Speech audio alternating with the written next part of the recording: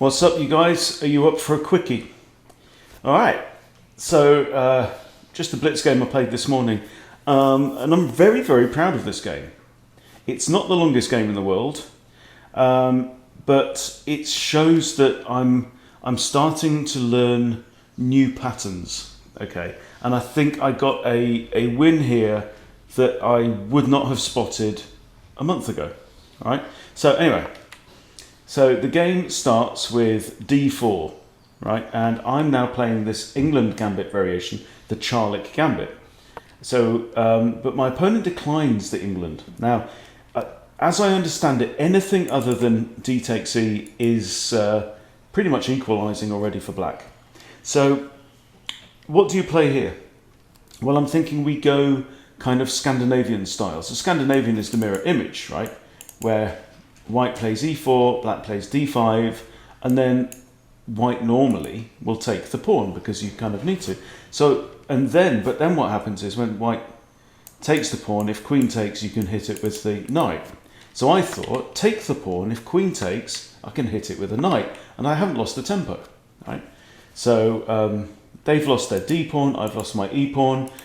We're relatively equal, we've both got a piece out on the board, but now I have the tempo because white has to move his queen. So back she goes all the way to d1. All right, so now we need to develop. Bishop c5, looking down at f2. All right, my favourite target when I'm black.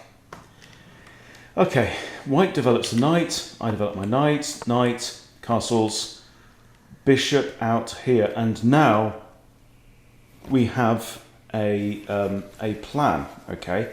So I think... yeah, so here there is one possible pattern, right? And this is what I'm learning. I'm learning to see the patterns more than just remembering moves. And so I think that right now, bishop takes f2 is actually on.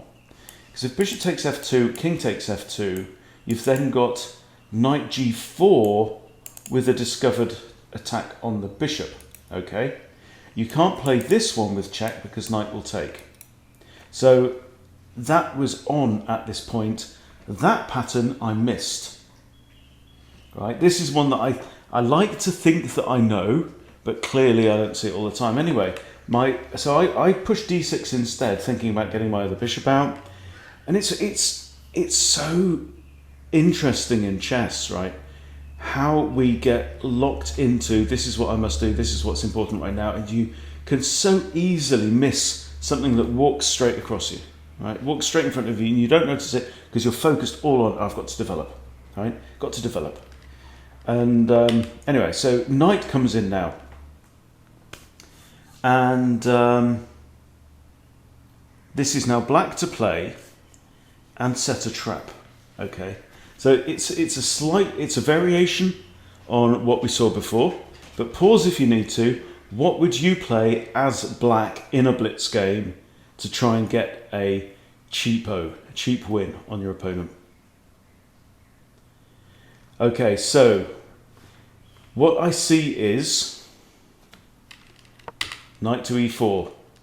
Well done if you got that one. I don't know if it's the best move. If I was playing against Stockfish might sneer at me and laugh at me, but this is like a, oh no, my queen moment, right? Oh no, my queen. I hope my opponent doesn't spot my blunder and take my queen. Oh no, I lost my queen. How terrible. Okay, and then the final nail in the coffin. Bishop takes f2, checkmate. Because the knight is not only defending the bishop, but guarding the only other escape square. So that is a beauty. So this is the pattern. And so this is a variation, right? This is a variation. So previously we had, so the normal pattern is bishop takes, right? And then king can take. And if king takes, you can move the knight with check and win the bishop. But basically what you're winning there is you're winning a pawn and you're forcing the king to move, right? But this is different. And what's different about it? That knight doesn't have to be there. That knight could be anywhere, right? but this is a variation on the same thing. But the knight has to come to like your 5th rank to prevent the escape. And I guess the e-pawn still has to be at home. I think that's important. So I guess what we could actually do is build this on an analysis board and then see what the thing is. But let's do it. I'm going to run analysis on it just now for fun anyway, and see what the computer thinks of my performance and whether I should have actually sacked the bishop on the earlier move, which would have been very interesting. But really learning to understand what is the signature of that particular opportunity, so that when it comes up again, I can get it again. Okay, so we have, so right here it's going to favour white, right? White is plus 1.4, 1.5, 1.6, assuming he takes, but he doesn't, and now it drops back down to dead equal, right? If they push c4. And this is one of the good things I like. So if I go back, e3 is, okay for white. Knight c3 on move 2 is okay for white, but that's pretty much now already equal. Basically, white has to take the pawn. If they don't take the damn pawn, then black is already pretty much equalised. So here we equalise. E takes d4 is the only move that gives black a sliver of an edge here. Excellent. Queen takes is pretty much compulsory. Knight c6 is here the best move, and it's a knight f6 and a5. Huh? So this move, and this move are all 0, 0, 0. I play this. Queen retreats to d1 is the best move. Aha! Knight f6 is best. Bishop b4 check. I did kind of consider bishop b4 check, but now it's saying knight f6 should be played. Knights before bishops. It's not what I did. a3, knight c3, and e3. White plays knight f3. That's like me. If knight f6 now, yeah, we're still bang equal. So this is not a bad thing, If, like me, you hate facing d4, if, like me, you've been searching for a way to refute it, I like this England gambit thing, but the Charlick gambit where you follow it with d6 and try and get them to take there and you take back with the bishop is working very well for me right now. Okay, they come out. Now bishop e4. It wants me to move my bishop again. Castles is second best. Cool. a3, e3, h3. Does none of those. And now, okay, so we're showing 3 lines here, and this isn't one of them. So let's say if I'd have done that straight away, it's horrible. The computer says you're an absolute moron. Okay, king takes. But what's wrong with this? What's wrong with this move?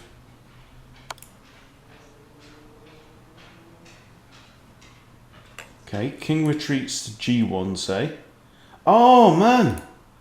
Bishop's defended by the knight. Bishop's defended by the knight. That's what's wrong with it. Ah! I bet you saw that, and I'm sitting here going, surely there's a tactic here. Right? Maybe I even saw it in the game.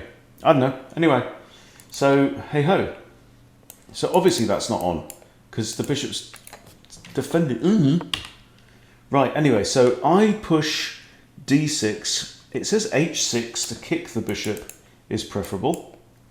I push d6. It doesn't hate it. It says a3, queen d2, knight in there. Oh, now that's a blunder because of boom, boom, boom. Bishop takes f2 check is the best move. Boom, and it's +3. Well, -3. Oh, right, no. What? So I should have played it here. I didn't play it here. Okay, right, we're going to figure this out together, you and me, right? Bishop takes f2 check, king takes f2. And now knight e4 check is on. Because this knight's vacated c3, and now that's on. But then if the king goes back, say king g1, ah, my lord and sweet days, we do win the bishop. We won the bishop, but we didn't win the deputy. Oh, Lord. Right, okay. So start again. So the minute he comes in here, right, key thing. Previously, on the England Gambit channel, the knight was defending e4. The knight is now not defending e4. So now we can go in. King must take, otherwise he just loses castling rights and a pawn for no gain whatsoever. And now we have this with an attack on the king and that. Whoa! Okay, well look, point is with this, chaps, right? This is not, we're not talking about some obscure position that's never been seen, right? Knights, look at this, okay? This is not, we've got 4 knights out on their most natural squares, right? For a knight to go anywhere else is slightly unusual, okay?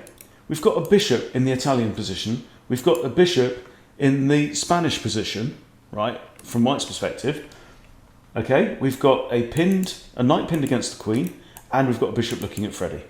Okay, that is the pattern.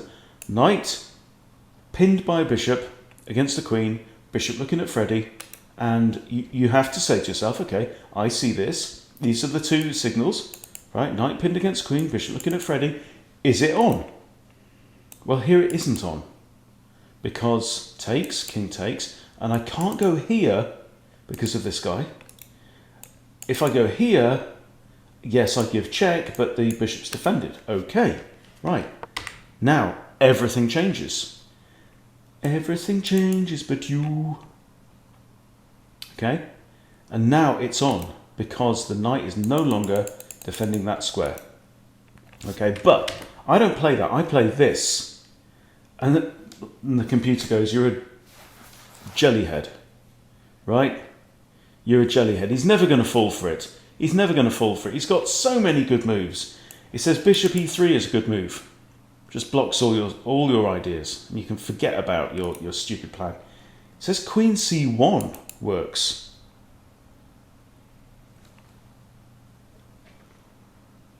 Oh no, it doesn't. It says queen c1 is stupid. Queen c1, black is minus 5.8, and then e3. So there's only actually one decent move here. Well, what about this move? What about that move? That's catastrophic. Oh, because I've also just got a straight up fork on the bishop. Wow, look at that. Clever stuff. Anyway, that is really, really interesting. So can you see the difference between me playing a blitz game and going, oh, that was cool, I need to remember that pattern, new game, to sitting there and going through the analysis and really actually understanding a bit more about why, what is it about that pattern, what is it that I need to look for, and then maybe in the future I'll just be able to go, yeah or no, or yeah but no, but, you know, if this knight moves, bang. Yeah? So I feel like I'm getting better. I hope I'm getting better. Right? I hope you're still having fun. Thanks for watching. See you later.